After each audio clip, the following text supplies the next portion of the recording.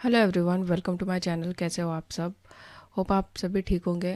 आज का जो टॉपिक है वो है power system question and answer based on classification of nuclear reactor. ठीक है, आज के जो भी क्वेश्चंस होंगे वो बेस्ड होंगे न्यूक्लियर रिएक्टर्स के ऊपर और उसके क्लासिफिकेशन के ऊपर। अगर आप एई या फिर जेई के लिए प्रिपरेशन कर रहे हैं तो फिर ये जो वीडियोस है आपके लिए बेनिफिशियल हो सकते हैं। अगर आपको अच्छे लगते हैं वीडियोस तो प्लीज़ मेक श्योर आप इसे लाइक कीजिए, सब्सक्राइब कीजिए मेरे चैनल को और देखते रहे ऐसे ही videos.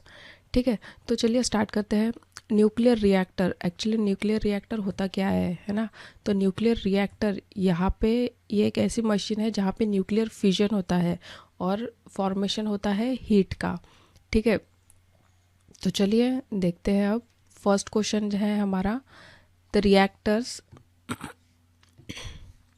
The reactor use for electricity generation are called, है ना? ऐसे रिएक्टर जो इलेक्ट्रिसिटी जनरेशन के लिए यूज़ होते हैं उसको क्या बोलते हैं? Research and development reactors, production reactors, power reactors या फिर इलेक्ट्रॉन रिएक्टर्स। ठीक है, तो ये देखिए, एक मैंने एक टेबल दिया है जिसमें से आप समझ सकते हैं कि कौन सा रिएक्टर किस चीज़ के लिए यूज़ होता है। जैसे पावर रिएक्टर है तो बिजली, इलेक्ट्रिसिटी बनाने के लिए ये जो है इस्तेमाल हो किया जाता है या फिर होता है। रिसर्च एंड डेवलपमेंट रिएक्टर्स, ये नए रिएक्टर डिज़ाइन टेस्ट करने, रिसर्च के लिए उपयोग किए जाते हैं। ठीक है, मतलब कि रिसर्च और टेस्ट करने के लिए ये जो है रिएक्टर्स यूज़ करते हैं। प्रोडक्शन रिएक्टर्स क्या हो जाएगा? फर्टाइल मटेरियल को फिसाइल मटेरियल में बदलने के लिए ये जो है यूज़ किए जाते हैं। ठीक है, तो इसका करेक्ट आंसर क्या हो जाएगा? इलेक्ट्रिसिटी जनरेशन के लिए जो यूज़ होता है रिएक्टर्स वो हो जाता है पावर रिएक्टर्स, मतलब कि option C will be the correct answer. ठीक है, नेक्स्ट क्वेश्चंस देखते हैं। What is the difference in size of a thermal reactor and fast reactor? ठीक है, हमें डिफरेंस बताना है फास्ट रिएक्टर का और थर्मल रिएक्टर का। ये मैंने एक डायग्राम यहाँ पे दिया है। ठीक है, यह है थर्मल रिएक्टर का और यह है फास्ट रिएक्टर का। चलिए देखते हैं option. Size of the thermal reactor is slightly more than the size of fast reactor. Size of thermal reactor is slightly less than the size of fast reactor. Size of thermal reactor is very much larger than the size of fast reactor या फिर both are same. देखिए, जो thermal reactors में moderator से जो fuel का volume ratio होता है वो होता है 20:80, इसके बीच में होता है। ठीक है, लेकिन फास्ट रिएक्टर में ये जो रेशो है ये बहुत ज़्यादा कम होता है, इसलिए जो थर्मल रिएक्टर का साइज़ है वो काफ़ी बड़ा होता है। तो इसका आंसर हो जाएगा option C, the size of thermal reactor is very much larger than the size of fast reactor. Next question देखते हैं हम। Which of the following reactor does not need moderator? ठीक है, इसमें से जो कौन सा रिएक्टर है उसको मॉडरेटर की ज़रूरत नहीं होती? Thermal reactor, fast reactor, intermediate reactor या फिर पावर रिएक्टर। इसकी भी एक थ्योरी देख लेते हैं। यह reactor type neutrons use moderator की आवश्यकता है या नहीं है, मतलब मॉडरेटर को यूज़ करते हैं या नहीं करते हैं। ठीक है, तो फास्ट रिएक्टर में जो है फास्ट न्यूट्रॉन का यूज़ होता है और इसमें मॉडरेटर की ज़रूरत नहीं होती है। ठीक है, और जो अदर रिएक्टर है जैसे थर्मल हो गए, इंटरमीडिएट हो गए, पावर रिएक्टर, तो स्लो या इंटरमीडिएट न्यूट्रॉन्स इसमें यूज़ किए जाते हैं और मॉडरेटर की ज़रूरत इसमें होती है। ठीक है, तो हमारा क्वेश्चन क्या है कि डज नॉट नीड मॉडरेटर, तो फास्ट रिएक्टर जो है उसमें मॉडरेटर की ज़रूरत नहीं होती। तो इसका आंसर हो जाएगा option B, fast reactor.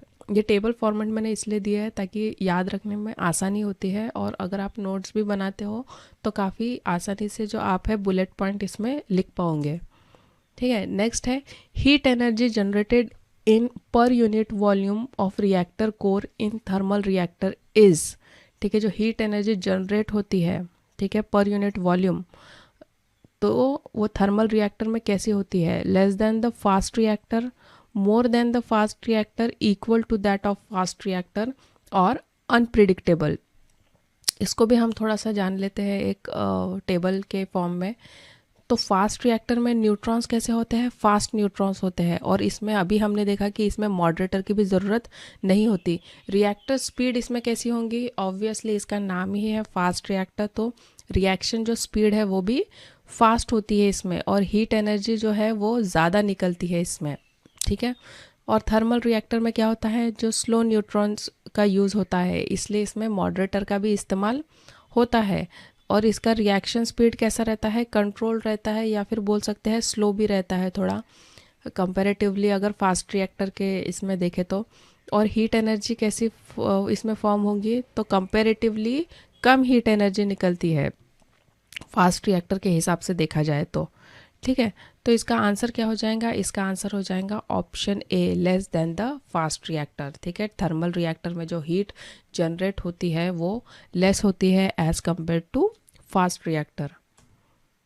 Next देखते हैं, in which of the following reactor material converted into fertile material is more than the fissile material, ठीक है। समझो इस क्वेश्चन को कि कौन से जो इनमें जो दिए गए हैं रिएक्टर, उसमें जो मटेरियल कन्वर्ट होता है, मतलब कि फर्टाइल मटेरियल से फिसाइल मटेरियल जो कन्वर्ट होता है, तो वो किस में ज़्यादा होता है, ठीक है। फिसाइल मटेरियल कंज्यूम होता है और फर्टाइल मटेरियल किस में ज़्यादा होता है than the fissile material consumed, ठीक है। Burner reactor, slow reactor, converter reactor या फिर ब्रीडर रिएक्टर, इसको भी हम टेबल फॉर्म में देखते हैं। तो ये देखिए, बर्नर थर्मल रिएक्टर, इसका फंक्शन क्या होता है, सिर्फ फिसाइल मटेरियल कंज्यूम करता है ये और हीट देता है, ठीक है। यहाँ पे सिर्फ कंजम्पशन का जिक्र किया गया है बर्नर और थर्मल रिएक्टर में।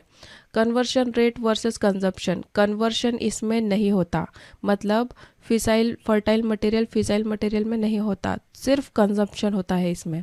नेक्स्ट है कन्वर्टर रिएक्टर, तो फर्टाइल मटेरियल फिसाइल मटेरियल में बदलता है, लेकिन कन्वर्शन जो रेट है वो कम होता है एज कम्पेयर टू कंजम्पशन। हमको कंजम्पशन का जो फैक्टर है वो भी इसमें कंसिडर करना है क्योंकि क्वेश्चन में दिया हुआ है। नेक्स्ट आ जाता है कौन सा, ब्रीडर रिएक्टर, ठीक है। ये ब्रीडर है, ये मेरे कैमरे से थोड़ा ढक गया है, but this a breeder reactor. इसमें फर्टाइल मटेरियल कन्वर्ट होता है फिसाइल मटेरियल में, वो भी बहुत तेज़ी से, ठीक है। मतलब कि कन्वर्शन रेट जो होता है वो ज़्यादा होता है कंजम्पशन से, ज़्यादा फिसाइल प्रोड्यूस करता है और जितना कि वो कंज्यूम करता है। तो इसका करेक्ट आंसर क्या हो जाएगा, इसका करेक्ट आंसर हो जाएगा ऑप्शन डी, ब्रीडर रिएक्टर, ठीक है। It convert fertile material is more than the fissile material consume, ठीक है। नेक्स्ट आ जाता है, which of the following reactor uses its fuel as coolant, direct reactor, indirect reactor, both direct and indirect, और solid fuel reactor. तो cooling system के अगर आधार पे हम देखें तो जो रिएक्टर्स होते हैं वो दो टाइप के होते हैं, ठीक है। ये रहे वो दो टाइप के रिएक्टर, डायरेक्ट रिएक्टर और indirect reactor. Based on what, based on cooling system, ठीक है। तो डायरेक्ट रिएक्टर में क्या होता है, फ्यूल और कूलेंट किस टाइप से यूज़ होते हैं, ये यूज़ होते हैं लिक्विड फॉर्म के फ्यूल में, ठीक है। कूलेंट का भी काम करता है, ये जो है ये लिक्विड फॉर्म ऑफ फ्यूल इसमें यूज़ होता है जो कि कूलेंट का भी काम करता है। हीट ट्रांसफर मैकेनिज्म कहता होता है इसमें, हीट एक्सचेंज से होकर सीधा स्टीम बनाता है, ठीक है। नेक्स्ट है इनडायरेक्ट रिएक्टर, फ्यूल और कूलेंट अलग अलग मैकेनिज्म से काम करते हैं इसमें। और डायरेक्ट रिएक्टर में क्या था कि एक ही इसमें काम हो जाता था, लेकिन और इसका हीट ट्रांसफर मैकेनिज्म कैसा है कि कूलेंट सर्कुलेट होकर अलग से स्टीम बनाता है, ठीक है। कूलेंट जो है सर्कुलेट होके अलग से स्टीम इसमें बनाता है। तो इसका आंसर क्या हो जाएगा, इसका आंसर हो जाएगा ऑप्शन ए, डायरेक्ट रिएक्टर, ठीक है। Use its fuel as a coolant, है ना, फ्यूल को ही एज अ कूलेंट यूज करता है, तो ये है डायरेक्ट रिएक्टर। नेक्स्ट है, in which of the following reactor it is possible to add, remove and process the reactor fuel during the reactor operation. इनमें से कौन सा ऐसा रिएक्टर है जिसमें पॉसिबल है ऐड करना, रिमूव करना, प्रोसेस करना क्या, रिएक्टर का fuel during the reactor operation. Homogeneous reactor, heterogeneous reactor, solid fuel reactor, both homogeneous and heterogeneous reactor, ठीक है। तो चले इसको भी एक बार देख लेते हैं हम। Homogeneous reactor, heterogeneous and solid fuel. Fuel and moderator कैसे होते हैं इसमें, होमोजीनियस में फ्यूल और मॉडरेटर एक यूनिफॉर्म मिक्सचर होते हैं। देखो होमोजीनियस का मतलब ही होता है एकदम से ऐसा मिक्सिंग, ठीक है। तो फ्यूल और मॉडरेटर एक ही यूनिफॉर्म मिक्सचर इसमें होते हैं।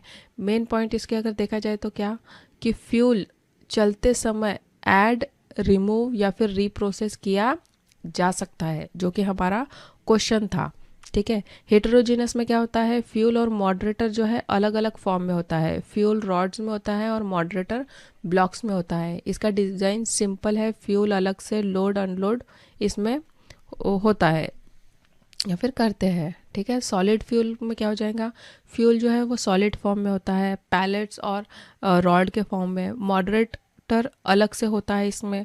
कॉमन टाइप फ्यूल बदलने के लिए रिएक्टर को बंद करना पड़ता है, लेकिन होमोजीनियस में करना पड़ता है क्या, ऐसा नहीं, ऐसा इसमें नहीं करना पड़ता। तो इसका आंसर क्या हो जाएगा, option A, homogeneous reactors. Next है, which of the following statement is true. In homogeneous reactor the nuclear fuel and the moderator represent a uniform mixture in the fuel form, ठीक है, ये तो हमने अभी देखा। इन heterogeneous reactor separate fuel sludge और rods are inserted in the moderator, ठीक है, ये भी हमने देखा। most of the nuclear reactor used these days are of homogeneous type, ठीक है। तो ऐसा नहीं है, मोस्टली जो है ना, मोस्टली जो है हेटेरोजीनस टाइप के जो रिएक्टर्स है वो ज़्यादातर यूज़ किए जाते हैं, यानी कि फ्यूल और मॉडरेटर अलग अलग होते हैं फ्यूल रॉड के रूप में, ठीक है। तो ये जो है स्टेटमेंट ये गलत है। तो हमारा आंसर क्या हो जाएगा कि only statement 1 and 2 are true. Next है, in which of the following reactor fissile and fertile material are kept separate. In one region reactor, in two region reactor, in one and two region reactor, it is impossible to separate them, ठीक है। तो fertile और fissile material के arrangement के हिसाब से जो है रिएक्टर्स दो टाइप के होते हैं, ठीक है। तो ये हो जाएंगे वन रीजन रिएक्टर और two region reactor. Fuel arrangement इसमें कैसा होता है, फर्टाइल और फिसाइल फ्यूल मिश्रित रहते हैं, मतलब कि साथ में रहते हैं इसमें, है ना। इसका सिंपल अरेंजमेंट होता है। टू रीजन रिएक्टर में क्या होगा, फर्टाइल और फिसाइल फ्यूल अलग अलग रहते हैं, बिल्कुल जैसे वर्ड है, मतलब जिस टाइप से कैटेगराइज किया गया है, वन रीजन टू रीजन, उसी से ही समझ लो। वन रीजन है, एक ही रीजन का रिएक्टर है, तो दोनों ऑब्वियसली साथ में ही होंगे।